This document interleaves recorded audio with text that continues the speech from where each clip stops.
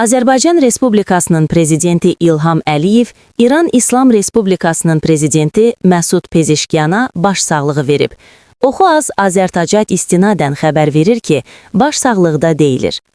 Hörmətli cənab prezident, İran İslam Respublikasının ali rəhbəri Ayətullah Seyyid Əli Xameneyinin faciəvi vəfatı xəbəri bizi dərindən kədərləndirdi.